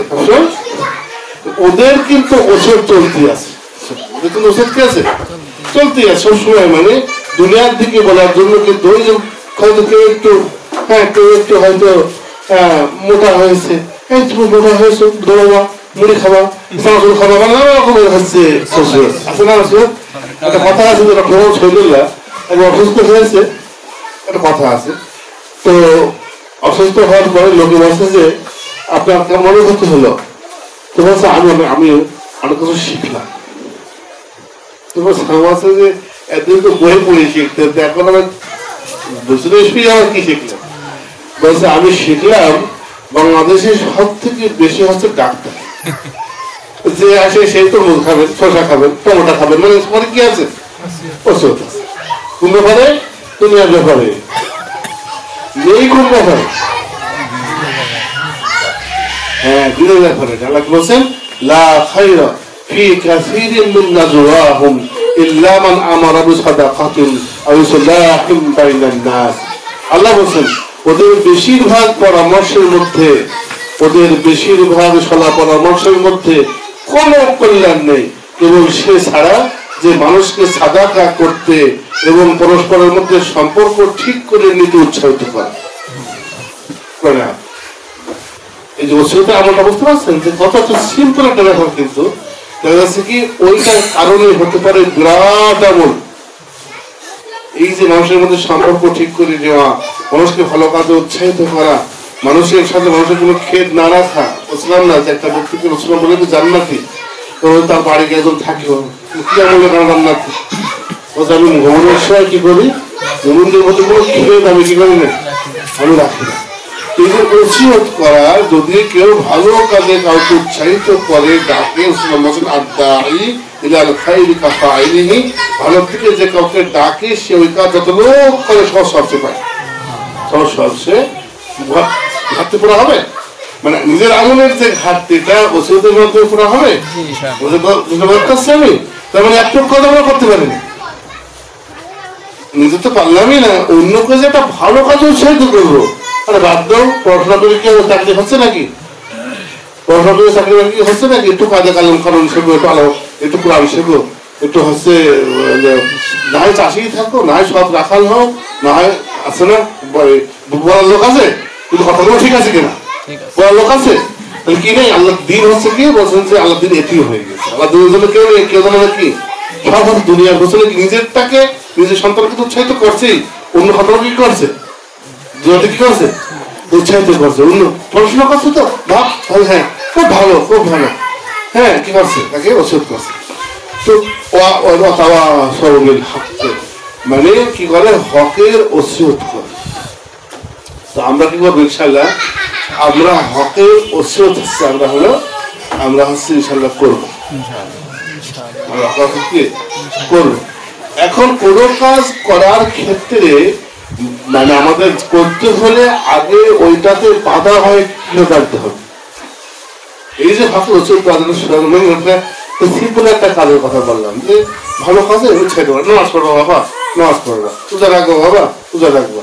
এই কথাটা বলতে কি মনে হবে যে এটা বলতে কি, এখানে এই ওসিয়তটা করার ব্যাপারে তিনটে জিনিস বাধা হয়ে যাবে। এক, স্বার্থ। মানুষের কি হয়, স্বার্থে বাধা হয়ে দাঁড়ায়। এখন নিজের কর্মচারীকে এরকম বলা, ওজনে কম দিও না, কঠিন ব্যাপার, তাই না? বরং তাকে শেখানো হয় কি কম দাও, ঠিক না? অনেকে কি হয় স্বার্থে, নিজের সন্তানকে তুমি হচ্ছে পড়াশোনা, তুমি হচ্ছে ব্যবসা বাণিজ্য, তুমি মানে টাকা দিয়ে টাকা শিক্ষা কামাই করা, এর বদলে তুমি একটু কোরআন শেখো, তাদের শেখো, বলাটা কি কঠিন, কারণ সে কি জড়িয়ে আছে, স্বার্থ। তাহলে এই স্বার্থের মধ্যে সুনাম পড়ে, স্বার্থের মধ্যে অর্থ পড়ে, স্বার্থের মধ্যে হচ্ছে কথায় নিজের যে কোনো লাভ, যে কোনো পাওয়াই কিন্তু স্বার্থের মধ্যে পড়ে, এই সামনে এসে যায়। তখন কিন্তু কথাটা কিন্তু হক বলা কি হয়ে যায়, হ্যাঁ দিদি বেশি যে খেতে নেই, দিদি বেশি যে খাইতে বলতে পারছে না, এটা হক কথা, কিন্তু খেতে তো আছে না, কথা বলতে পারছে না। স্বার্থে কি হচ্ছে তার বুঝতে পারছে। তখন সে কি করছে আলমার ছেলেকেও বলছে বেঁচে খাওয়া যাতে এ বেঁচে খেতে হবে। তখন ওকে মানা করে বেঁচে খেয়ে না তো এর বেঁচে খাওয়াটা খেয়ে যাবে, তার হয়ে যাবে। স্বার্থ একটা হচ্ছে সমস্যা। আর ধরা যাচ্ছে যে মানবিকতা। অনেক সময় কি হয় দেখা যাচ্ছে যে একজন ব্যক্তি হ্যাঁ মানে চোখের সামনে হয়তো অন্যায় করছে, আলফা দেখা সৌরতার খাতিরে কি মনে করবে এরকম কারণে মানা করা স্বার্থ না আমার, তার সাথে কি ওই ব্যক্তির প্রতি মায়া জেগে ওঠা, মানবিকতা জেগে ওঠা। যেমন আছে না কোরআনে যে রজন করার কথা বলা, যেখানে বলা হয়েছে রজন করার কথা, অর্থাৎ সরি বেত মারার কথাও যে আয়াতে বলা হয়েছে যে হচ্ছে জেনাকারী পুরুষের মহিলাকে বেত মারো। আল্লাহ বলছেন ওয়ালা তাখুযকুম বিহিমা রাফাতুন ফি দীনিল্লাহ, যেন আল্লাহর দ্বীন মানতে গিয়ে তোমাদের মধ্যে যেমন তখন কোনো মায়া না থাকে। কেন? কারণ ধরা পড়ার পরে সুন্দরী মেয়ে, সুন্দর ছেলে হতে পারে বা ভালো ছেলে ভদ্র ছেলে হতে পারে, কোনো মতো কাজে গড়িয়ে গেছে, ধরা পড়ে গেছে, একজন সাক্ষী পাওয়া গেছে, এখন হয়তো তাকে বেত মারা হচ্ছে। এখন অনেকে মনের মধ্যে কি হবে মায়া জেগে উঠবে, ছেড়ে দিতে ইচ্ছা হবে। তাই এটা কি? এটা কিন্তু স্বার্থ না, এটা কি? এটা মানবিকতা, তাই না? এটা অনেক সময় কি হয় দেখো না, চোর ধরা পড়ার পর মানব পাওয়া যায়। যতদিন চোর ধরা পড়ে, যতদিন চোর ধরা পড়লে এই করবো তাই করবো, শিলে দুম দেবো, ওর ভাজবো করানোর পরে মানে এর তারটা চুরি করে, কোন একটা বুড়ি দেখা যাচ্ছে ছাগল চুরি, একমাত্র ছাগল চুরি হয়ে গেছে, বুড়ি কেটে কেটে বেড়াচ্ছে, এই মাত্র পাশে মাত্র পা ধরে বেড়াচ্ছে, আমার ছাগলটা এটা দাও। ও যদি ধরা পড়ে চোর খাল ছিল বলে না, ধরা পড়ে পরে কি লোকাল তাকে মায়া করে, তাই না? তো এই মায়া কিন্তু অনেক সময় কি করে অনেক কাজের কিন্তু হচ্ছে অকাজের কারণ হয়। দেখা যাচ্ছে মায়াটা ছেড়ে দেয়, আখে দেখা যাচ্ছে কি করে বেড়ায়, ওই অকাজ করে বেড়ায়। যাই হোক, অনেক সময় কিন্তু হক বলার ব্যাপারে কিন্তু মায়া করা কিন্তু কি করে কাজ করে। এই বিষয়ে আল্লাহ কথা বলেছেন।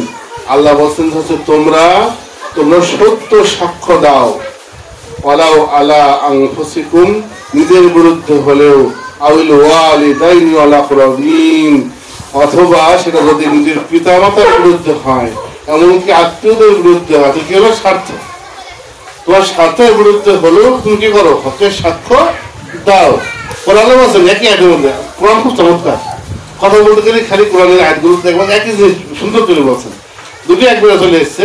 বলছেন যে তোমরা হকের আল্লাহর জন্য তোমরা সত্যের সাক্ষ্য দাও, যদিও নিজের বিরুদ্ধে হয়, নিজের পিতা মাতার বিরুদ্ধে হয়, নিজের হচ্ছে মানে আত্মীয়দের বিরুদ্ধে হয়। বলছেন ইয়াকুন গানিয়ান আও ফাকিরান, সে ধনী হোক বা গরিব হোক, মানবতা। গরিব চুরি করে ফেলেছে, বড় চুরি করেছে, যা চুরি করেছে তার আমাদের ক্ষতি হয়ে যায়নি, কিন্তু যে চুরি করেছে যদি হাতটা কাটা যায় তার ক্ষতি হয়ে যাবে।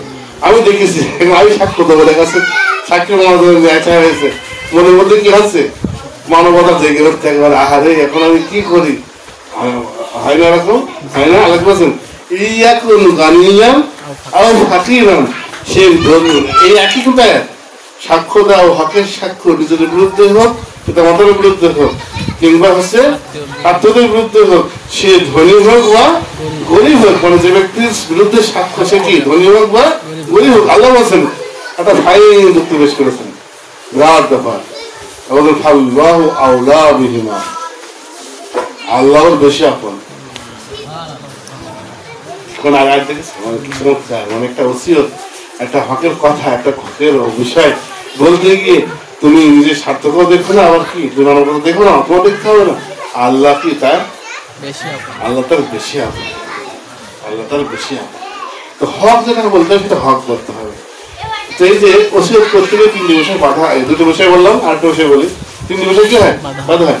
আর প্রচলিত কলকাতা প্রচলিত আছে তো ওইটার পক্ষে বলা হয়ে যায়, আপনার প্রচলিত নেই বলে এবার কেটাম জিনিস, উদ্ভট জিনিস, বস লম্বা সাজদা করা, অনেকে বলে এ আবার কোন তরিকার নামাজ, বলে না কিন্তু একটা বলো না চা খেয়েও না সস্তায় পদভ্রষ্ট হয়ে যায় প্রচলনের কারণে, স্রেফ প্রচলন নেই বলে বলো না। তৃষা মোস্তাক মানে বড় একজন বয়স্ক লোক বিয়ে করেছে একটা ক্লাসের ব্যাপার, অত সবাই জানে রসুল বিয়ে করেছিলেন আয়েশাকে, তখন তার বয়স ছিল হচ্ছে 53 আর আয়েশার বয়স হচ্ছে নয়, একটুকু জেনেও কি হয় মনে আশ্চর্য কথা, এদের কাছে দিন কত সস্তা বেঁচে থাকে। বলছেন যে কমেন্টে একেবারে ভরপুর, ওদেরকে নামাজি হাজি মহাজি জিহাদি সবাই কি কারণে যাচ্ছে বিনা কারণে, মানে স্বার্থে না কেন, মানে ঈদের মধ্যে 3 নম্বরটাকে কিন্তু আরো বললে মানে ধরতে পারছে নাকি, ওই প্রচলন কিন্তু একটা ব্রাকেট না, প্রচলিত আছে বলে যদি প্রচলন থাকতো, যদি 3 বছরের মেয়ের প্রতি প্রচলন থাকতো, মনে করো আপনি এখন জঙ্গল সেখান থেকে দেখতে বলি হবে কেন, বলি বিয়ে করা যাবে না, মানে অনিবন্ত কিন্তু কেউ তো মানে প্রচলনের ধর্মে প্রচলিত সামাজিক বিষয়ে ওর ধোকা হয়ে গেল, ফেতনা হয়ে গেল রিমানের সাথে। একটা হক কথা সে বলতে পারলো না, কেন? কারণ প্রচলনের বিরুদ্ধে আসছে না। আমি সঙ্গে বলতে চাচ্ছি এই ওসিয়ত মানে হকের কথাটা বলা, ওসিয়ত করে যাওয়াটা, এই যাওয়াটা হচ্ছে মানে অনেক সময় কি হয়, মানে বিবেকের কারণে বা মানবতার কারণে বেঁধে যায়, স্বার্থের কারণে বেঁধে যায়। স্বার্থের মধ্যে কিন্তু টাকা না, সুনাম স্বার্থের মধ্যে কিন্তু পড়ে, সুনাম হয়। যেমন তার বড় বক্তা হতে গেলে দেখাচ্ছে তাকে হক বললে পারে হওয়া যাচ্ছে না, হক না বললে হওয়া যাচ্ছে, সে হয়ে গেল। আবার হচ্ছে কি প্রচলনের ঠিক হয়, প্রচলিত বিষয় কি হয়, যেটা প্রচলিত আছে না বলতে সুবিধা হয় বাতিল হলেও, আর প্রচলিত মেয়েরা কিন্তু কি যদি হক হওয়াটা বলতে কি হয় যে ঘোড়ার মাংস, যেমন দেখাচ্ছে যে এমনকি গাভী গরুর ভিতরে যে বাচ্চা থাকে, যদি কোনো গবনা গরু জবাই করা হয়, ভিতরে অনেকেই শুনছে, আমি ক্লিয়ার করে বলছি, হ্যাঁ মানে যেন কেন আমি বলছি বলা আগে খবর করছি, কেউ যেন অন্তরের মধ্যে ফাঁস করে সিসি করে না ফেলে, হালাল জায়েজ।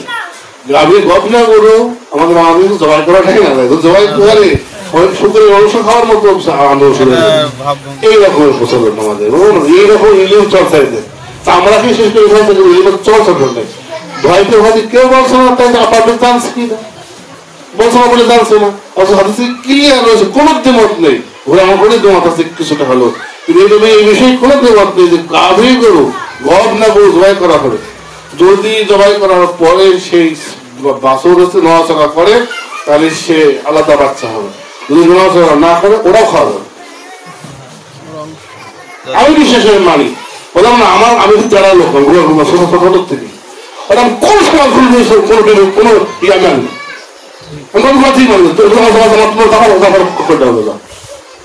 সমস্ত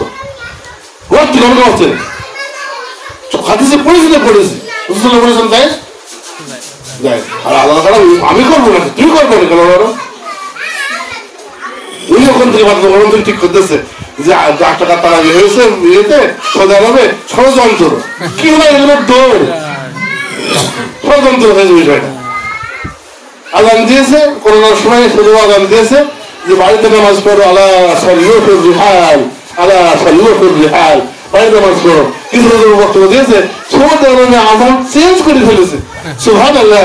হাদিসে যখন বৃষ্টি হয়েছে সেই সময় এইটা বলা হয়েছে সাল্লুফির রিহাল, জানে না আসলে জানে, ওর জ্ঞানকে এ বছর চেঞ্জ করে ফেলেছে। তার সাথে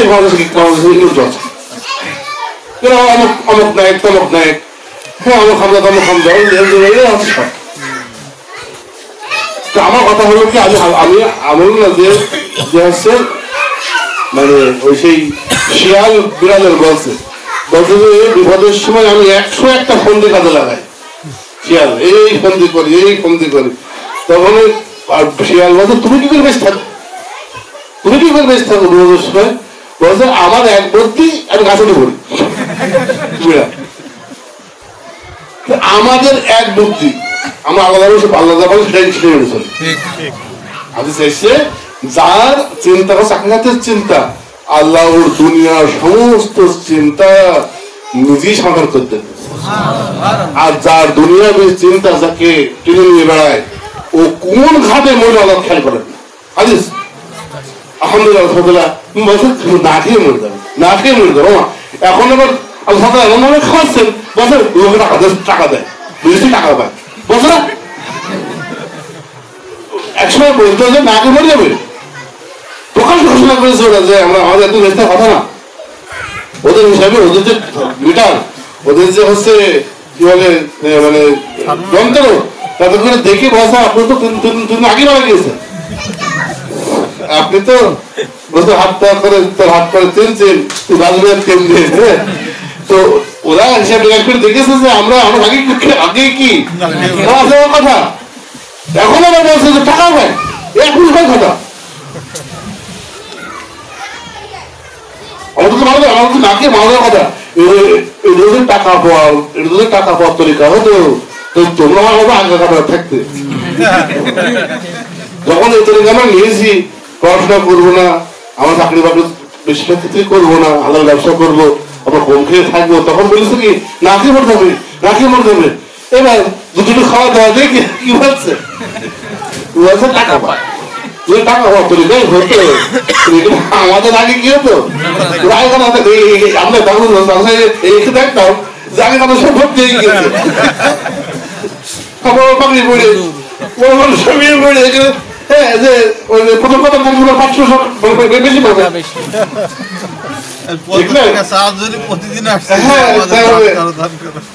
তো আমি বলতেছি কি যে হচ্ছে এই যে ওসিয়ত করা, যে ওসিয়ত কিন্তু নিজের আমলের ঘাটতিকে পূর্ণ করার একটা কোনো বিরাট একটা কিন্তু মাধ্যম, কিন্তু কোন মাধ্যমে কিন্তু শয়তানের ইয়ের বাইরে না। কিন্তু ওখানেও কিন্তু শয়তানের কি আছে, ওখানে শয়তানের চক্রান্ত আছে।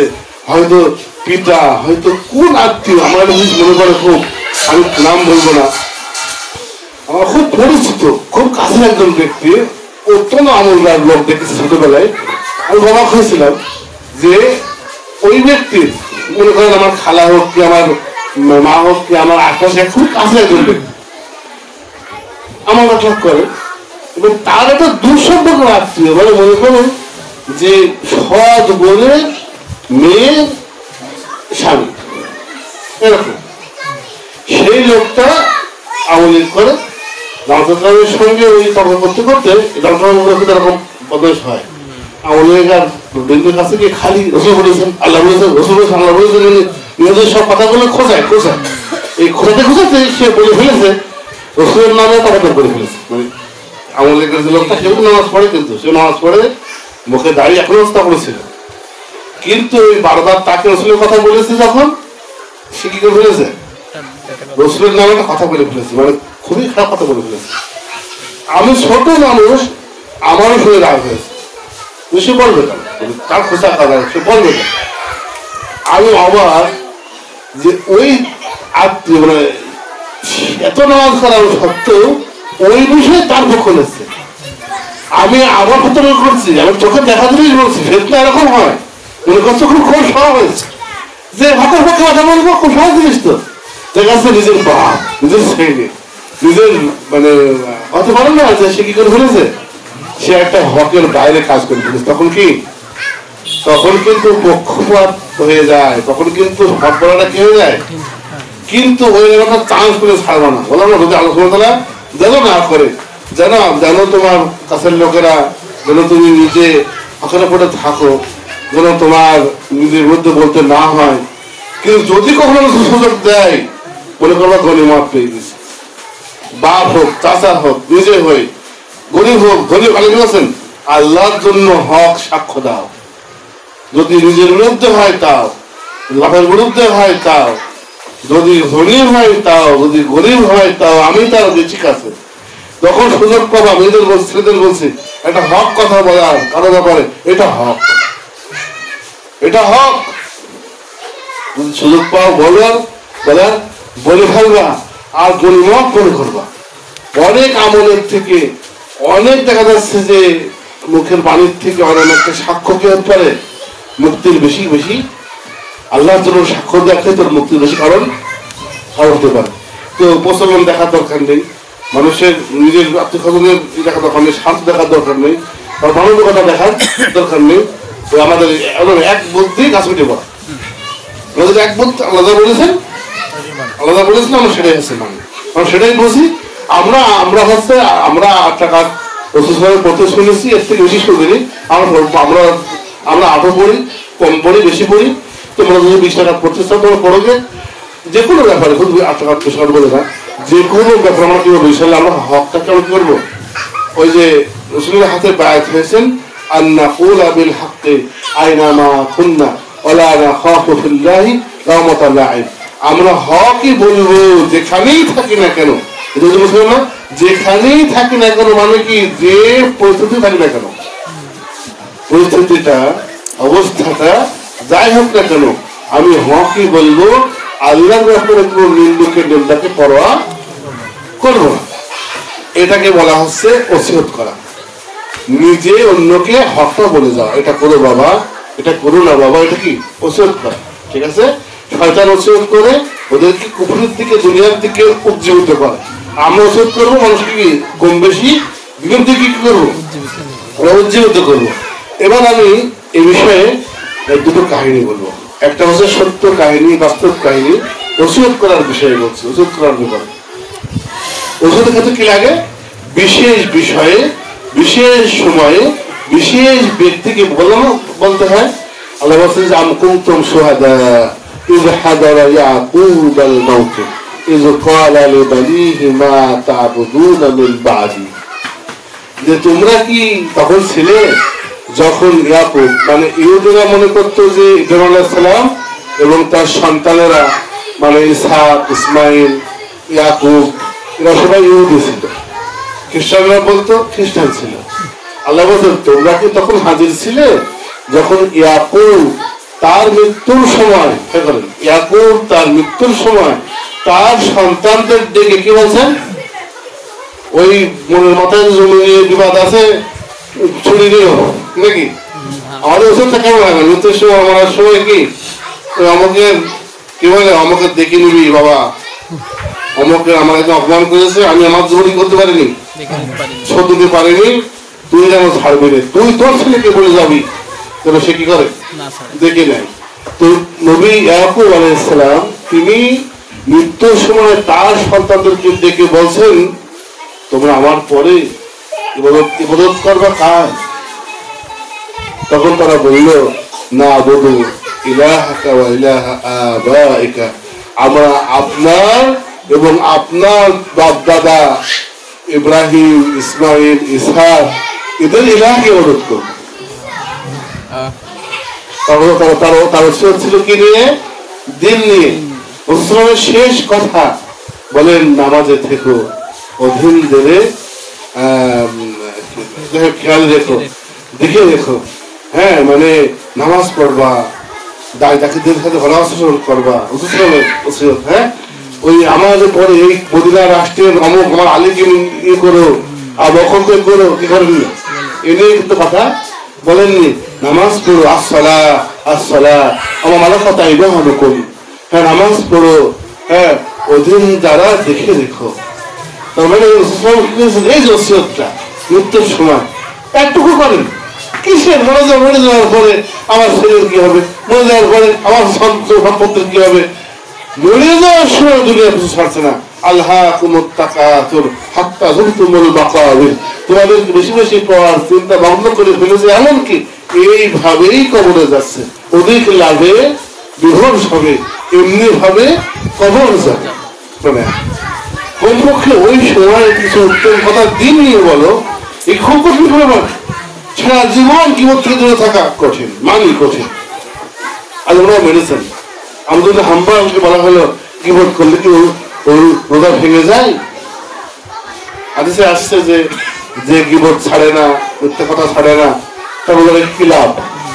এই জন্য অনেক জহির লোক যারা আল্লাহ ওদের কাছে মনে হয় যে তাহলে কিবোধ করলে রোজা কি হয়, আসলে এই হাদিসটা আসলে একটু জোর দিয়ে কি একটা টাকাটা দেওয়া হচ্ছে।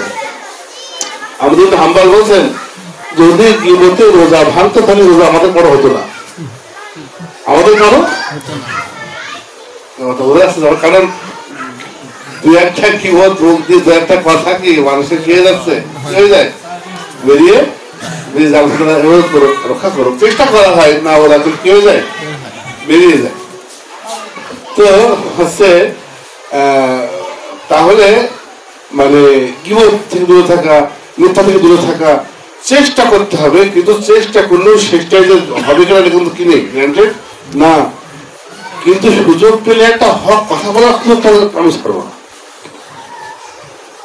যতগ্রাম সবের কাছে কি হয়, এটা আমার নামে একটা বিরাট আমল হিসেবে কি থাকে, লেখা থাকে, সেভ থাকে। ওসিয়ত করার সময় হ্যাঁ قال لقمان لابنه يا بني لا تشرك بالله إن الشرك لظلم عظيم। যখন লোকমান হাকিম তার সন্তানকে বলল, হে বৎস, তুমি শিরক করো না, শিরক সর্বাপেক্ষা বড় পাপ। এই যে একটা কথা বলে ওসিয়ত করে দেওয়া, হ্যাঁ পড়াশোনা করবি, আমি গেলে কোনো পড়াশোনা করবি, তুই ডাক্তার আমি শোনা পাবো, আমি কবর থেকে কি পাবো, শান্তি পাবো। এই যে ওসিয়তটা ওই বদল করতে হবে, ওই ওষুধটা জায়গা করতে হবে। একটু বিশেষ সময়ে বিশেষ ব্যক্তিকে বিশেষ ভাবে কথা বলার সময় দিনকে স্মরণ করতে হবে। যে মজলিসে আলোচনা করা হয় কিন্তু জান্নাতকে আলোচনা করা হয় না, জান্নাতকে নিয়ে কথা বলা হয় না, ফেরেশতারা ডাক দিয়ে বলে এই মজলিসটার মধ্যে কমতে হয়ে গেল, কমতে হয়ে গেল। মানে আমি একটা ভালো আমার প্রিয় ব্যক্তির সাথে বসলাম, বসে একটা ওসিয়ত উপদেশ দিলাম, আর সেখানে দিন থাকলো না, না এরকম যেন না। তো এই যে ওষুধ আমলটা বলা হলো সূরা আসরে, এই ওষুধের গল্প বললাম, কিসের সত্য কাহিনী বললাম। একবার ছিলামের দেখি কি করলেন, দেখি সন্তানদেরকে বলছেন তোমরা ইবাদত করবে কার? বলছেন আপনার এবং আপনার যারা পূর্বপুরুষ ছিল তাদের রব আল্লাহকে ইবাদত করবো। ওসব নিয়ে গেলেন, তাও জানতেন যে সন্তানরা তাই করবে, তাও আরেকবার কি করলেন, নতুন করে কি করলেন, বলে দিলেন আমরা মৃত্যুর সময় আমার সন্তানকে ডেকে বলতে পারবো না, কি করতে? জাকির নায়কের মতো বড় হয়েও, জাকির নায়কের মতো বড় হয়ে সে তো বড় হয়ে গেল, সে তো বড় হয়ে গেল কেন? ওই মুমিনের মতো শহীদ হয়েও, যে জিহাদ করতে গিয়ে শহীদ হলো, তো চিনল জানলো, তাই না? মানে হচ্ছে দিনের কথা বলবো না, বোঝা যাচ্ছে জিনিসটা। এমন জায়গা 4 বছর নেই যেটা হয়তো মানুষের কাছে নিন্দনীয় কিন্তু হক, আমরা সেই সব বিষয়ে ওসিয়তটা আগে জরুরি না। যদি সব বিষয়ে চিন্তা করতে হয় তাহলে আমি এবং আমার কাছের লোকদেরকে বিশেষভাবে বলি না, জিনিসটা কি হবে, চিন্তা হবে। আমরা আমাদের সন্তানদের বলে যাবো বেঁচে খাবা না বাবা, দিন বেঁচে খাবা না, যদি না খেয়ে থাকতে হয় একটা পাউরুটি সকালবেলা একবার খাবা, আর্ধেক বিকেলবেলা খাবা, তাও দিন বেঁচে খাবা না বাবা।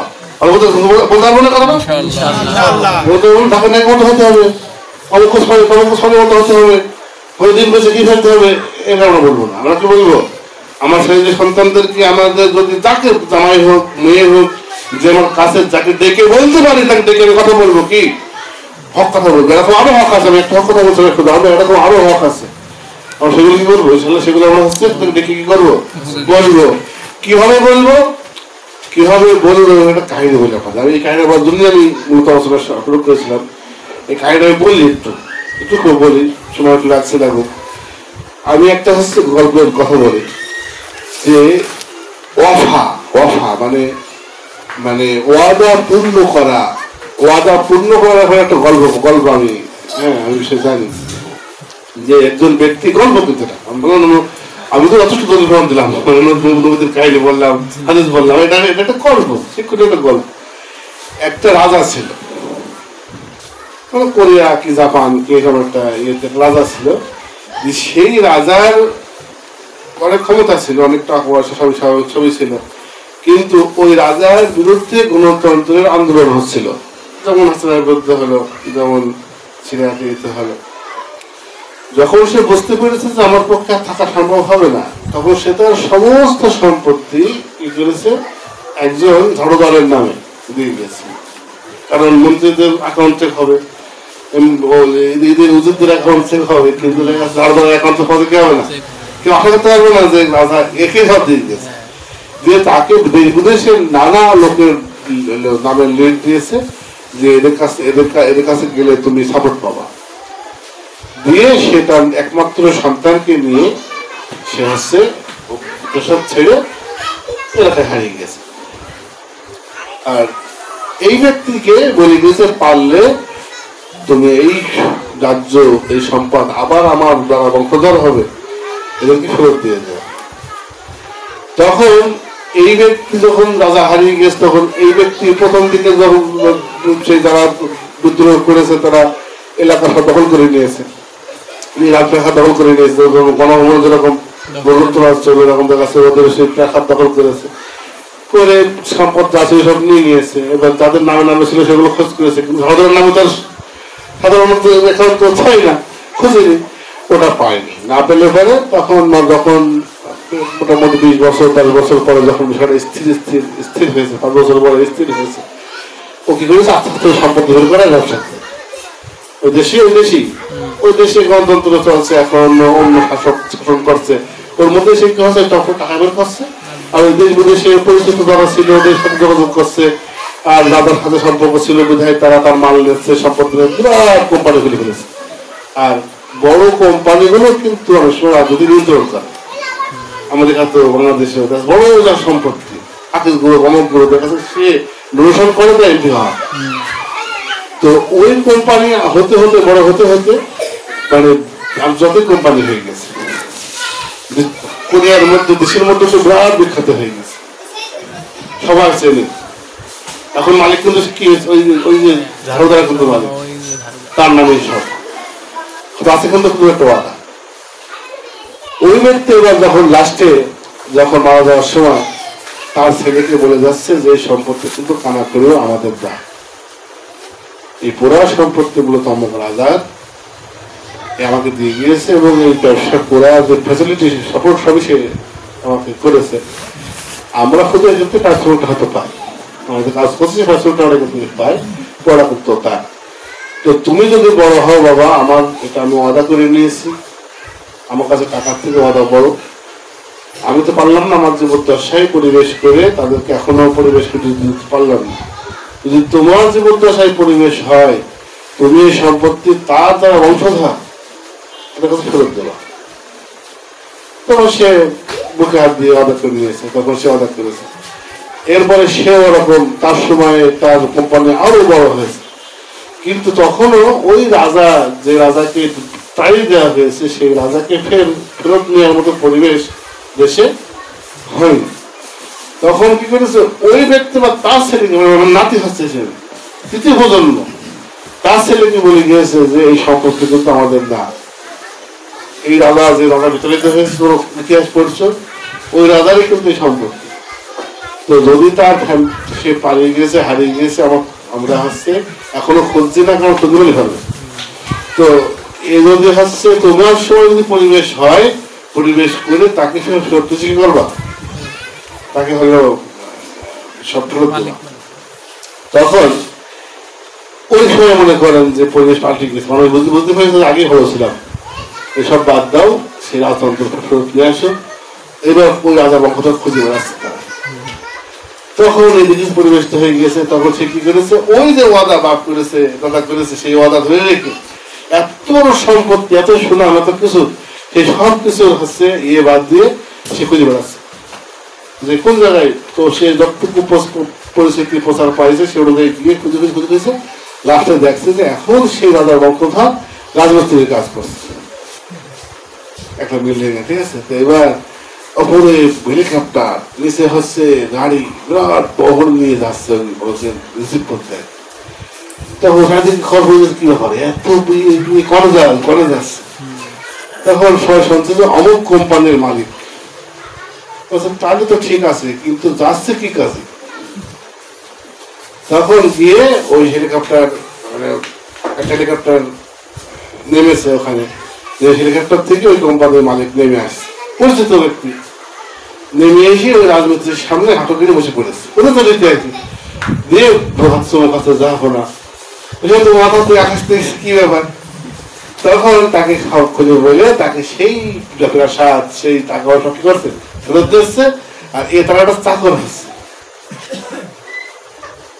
এ হচ্ছে অফা মানে ওয়াদা পূর্ণ করার একটা হচ্ছে গল্প।